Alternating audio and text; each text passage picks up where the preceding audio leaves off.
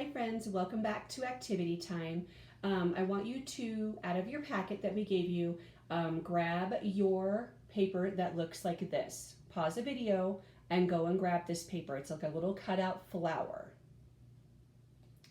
Okay, so with this activity, you are going to need, you can have again, you can have crayons, you can have markers, you can have colored pencils, you can even use chalk if you'd like to use that. We're gonna make a flower. Oh, and I forgot to tell you also, you need your craft stick that we put in there as well. I'm sorry, I forgot about that. So you'll need your craft stick. You know what else I forgot? A glue stick. So you're gonna need that as well. And then some crayons, markers, whatever you have at the house that you would like to use to color it. And we're gonna decorate our flowers, okay? And then when we're done with that real quick, then I'm gonna tell you another story, okay? All right, so on your flower, whatever you want to do, whatever color is your favorite, you can color your flower. And then when you are done, you can glue your craft stick on the end of it, and then you can hold it. And I'm going to show you what I did with mine. What I want you to do in the very middle of your flower, you can do whatever you want. You can color the whole thing one color. You can color it a whole bunch of colors. You can do whatever you want to make your flower beautiful. I want you to think of at least one thing that you are thankful for during this time right now.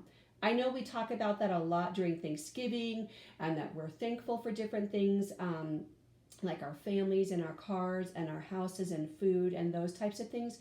Those are the things I want you to think of, and that's something that you're just so grateful for right now that you have, because we are all stuck in our houses and we're all just kind of muddling through this new virus thing all together. And so there's a lot of yucky things going on, but there's a lot of great things going on too. And so I want you to think of those things and just things in your house that you are grateful for. If you're grateful for your sister or for your brother or your dog, or even if you're just thankful for your trains, it's okay. But I want you to ask mom and dad or even brother and sister if they can help you write that word in the middle of your flower. And then you can put this on your window, your refrigerator, wherever you would like to hang this up in your house. Okay, so I'm going to show you what I did with mine. I colored the outside of it like a pinky red color, and then in the middle I colored yellow. And the one thing that Mrs. Bartlett is thankful for is this word. It says Y-O-U. And we've been studying the letter Y. Look at that. This word says you. That's what Mrs. Bartlett's thankful for. I am thankful for all of you, and that God put you in our school and in my class, and that we all got to meet each other and have as much fun as we did with the time that we had together. So I'm thankful for you. So I want you to think about what you're thankful for. Go ahead and color your flower, and then you can make it, and don't forget to put your stick on it. If you want to put your stick on it, you don't have to do that either. You can just leave it this way and put it up however you'd like to have it look, okay? All right. So we're going to listen to a little bit of a story. It's called a flannel story is what it's called.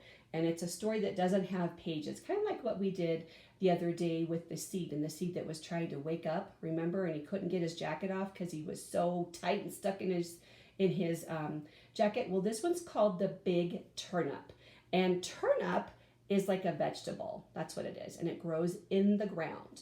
So remember we talked about seeds, how you have to plant them and how they need to go in the soil, they need to have water to grow, and they need to have sunshine coming down to warm them up, and that's how they end up growing. Well, when you're growing a garden with vegetables, they need the same thing. They do, and you have to take care of them and make sure there's no weeds there, and you have to make sure there's no animals in there trying to dig up your seeds and all those kinds of things. So that's what farmers do. They are very, very busy people, let me tell you. So the first part of our story starts with a turnip, okay? So a farmer once planted a seed. It's a turnip seed. It grew and it grew and it grew, and the farmer saw it. It was time to pull the turnip out of the ground. So we're going to put the turnip back here so you can see that. And here's the farmer. Here he is bending over. Do you see him? There's the farmer. So he took hold of it and he began to pull. And he pulled, and he pulled, and he pulled, and he pulled, but the turnip wouldn't come up. So the farmer called to his wife. So we're going to put this aside. Oops, we got to move this over here. Wrong side, Mrs. Bartlett. So see him? He's pulling, and he's pulling, and he's pulling, and he's pulling. I'm going to zoom the camera in a little bit so you can see that just a little bit better. Hang on a second. Oops. Yeah, kind of better. There you go. I can kind of see the farmer there a little bit. Okay. So the farmer called to his wife. Fee-fi-fo-fum, I pulled the turnip, but it won't come up. And the wife came running. So here's the wife. So do you see her right there? She's bent over too. See that? So she took hold of the farmer. Do you see that? So she took hold of the farmer. The farmer took hold of the turnip. And they pulled and they pulled and they pulled, but the turnip would not come up. So the wife called to the daughter who was feeding the chickens nearby. Here's the daughter. Fee-fi-fo-fum, I pulled, but the turnip won't come up. And the daughter came running. Here's the daughter. See, she's getting ready to pull. Do you see her? So the daughter came running. And the daughter grabbed hold of the wife. And the wife grabbed hold of the farmer. And the farmer grabbed hold of the turnip. And they pulled and they pulled and they pulled. But the turnip wouldn't come up. So the daughter called to the dog. Fee-fi-fo-fum, I pulled, but the turnip won't come up. And the dog came running. So see how the dog is kind of squatting down? He's ready. He's ready to pull too. So he's going to get his mouth and he's going to pull. So he pulled on the daughter pulled on the wife pulled on the farmer, and the farmer pulled on the turnip. And they pulled and they pulled and they pulled, but the turnip would not come up. So the dog called to the cat. Here's the cat.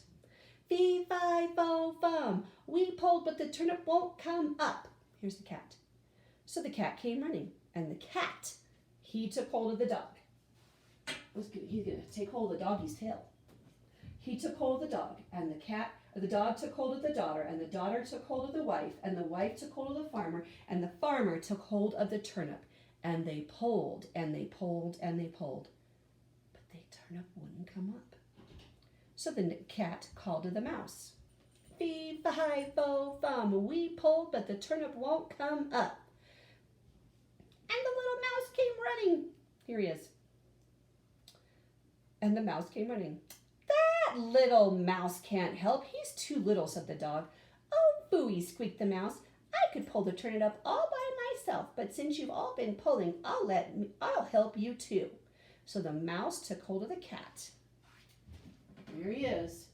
Took hold of the cat, and the cat took hold of the dog, and the dog took hold of the daughter, and the daughter took hold of the wife, and the wife took hold of the farmer, and the farmer took hold of the turnip. And they pulled, and they pulled, and they pulled. And just like that, boop, out popped the turnip. You know what the mouse said? He said, I told you so. That's a silly story, isn't it? Okay, friends, I will see you tomorrow. Bye.